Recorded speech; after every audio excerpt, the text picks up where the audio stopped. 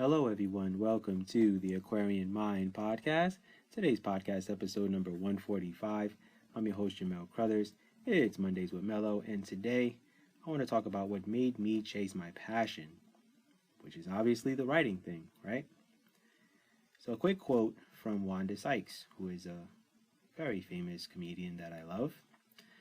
If you feel like there's something out there that you're supposed to be doing, if you have a passion for it, then stop wishing and just do it. That's a great quote. So, let's get started. I went through some rough patches in my life, trying to find my purpose. Once I found out what my purpose was, I knew I had to chase my passion. And fulfilling all that I wanted to do was all that I thought about. There was so much to prove to myself and to God. And being blessed with a gift since the age of 13 was great, and I appreciated it, but I didn't fully appreciate it in its entirety until I did become an author and a blogger. And then now I'm a podcaster.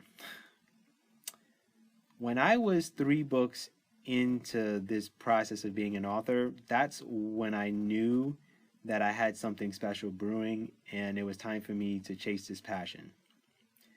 And in the past, my passion was basketball and sports, and I had been involved in some facet of sports pretty much since the age of 18. I worked, for the men's basketball team at my college. I did some work from the women's basketball team, in the conference tournament one year, since the conference tournament was, at our arena.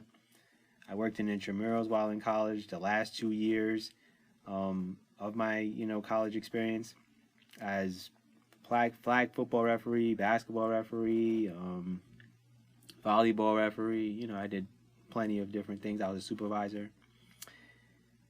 And then I was a basketball referee for 7 years for an adult league. And I also worked for the NBA twice.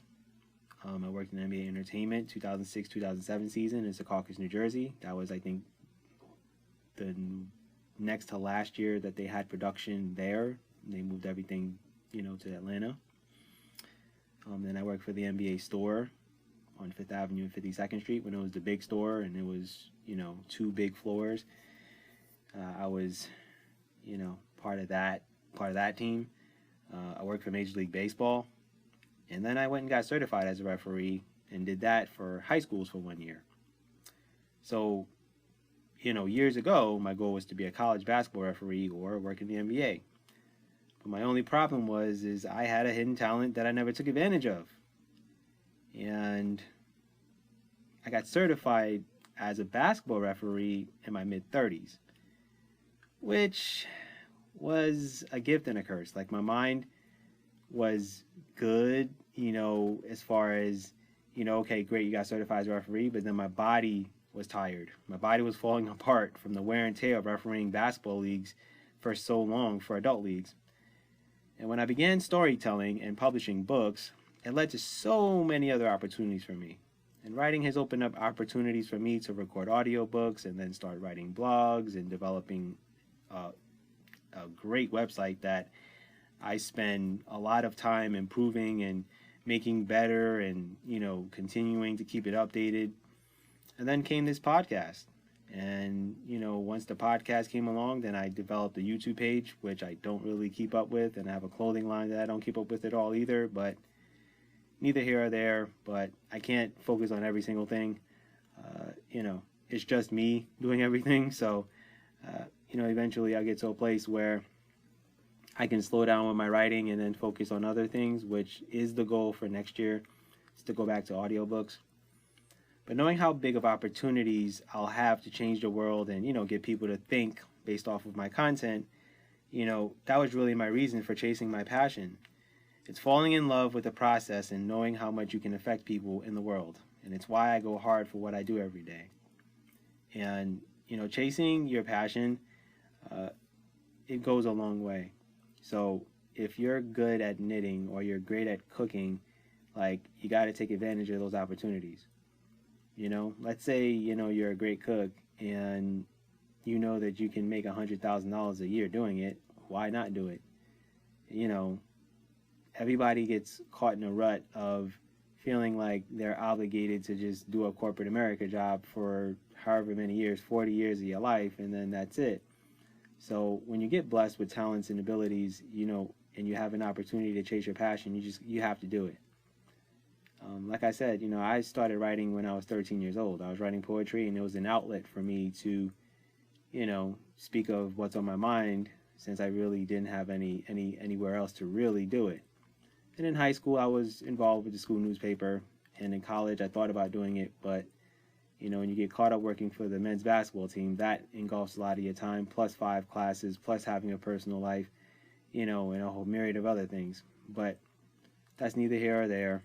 But what I will say is, I had a love-hate relationship with my writing for a long, long, long time. And when I hit 32 and I took a trip to Los Angeles on a vacation on a whim because I needed a break, I spent a week kind of just enjoying being somewhere else. And I was alone. I do travel alone, for the most part. But I am looking to change that, in the near future. Praying that, I get to spend my 40th birthday with someone that I do like and care about a lot. But that's, once again, near here or there. But when you really understand, that you have a purpose in your life, that that's what you need to be doing. That's what you need to be focusing on. And granted, I'm not where I want to be. I enjoy the process. I've enjoyed the process way more, like I would say within the past 2 years, because I've created so much content that when I do finally start to get a little notoriety, it's going to take a lot of time for people to just catch up with everything that I've created, And I love talking to people who have a passion for what they do. And you can hear it in their voice. You can hear it in how they verbalize things. If you're face to face with them in person, you can see it in their body language. You can feel their energy and their exuberance. And that's what I want for everybody, not just me. And it's why I, do, Mondays with Mellow, with things on my mind, and, Wednesday Motivation Inspiration.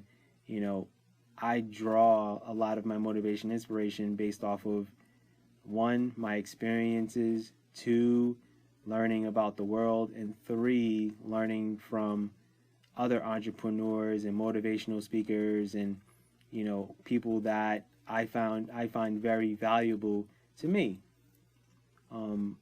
I've spoken at great length on all of my podcasts about Gary Vaynerchuk and Eric Thomas, but there's also Simon Sinek, there's also Jim Quick, there's also Tony Robbins. I take bits and pieces from everyone, Les Brown, so there's just a lot of people that I take bits and pieces from, and I incorporate that into my life. And a lot of my motivational blogs are based off of things that I'm experiencing, either in the past or in the moment. So what I want to tell you guys is I decided to chase my passion, and, I couldn't be more thankful to God for him saying, look, you're not going to be a basketball referee for the rest of your life. And no, you're not going to be in front of a TV camera like Stephen A. Smith, which was what you thought you were going to be doing at age 23, 24.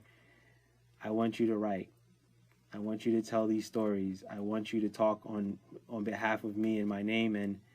And I couldn't be more blessed than to be able to do this. And then for me to be able to incorporate my voice into this, that's even better.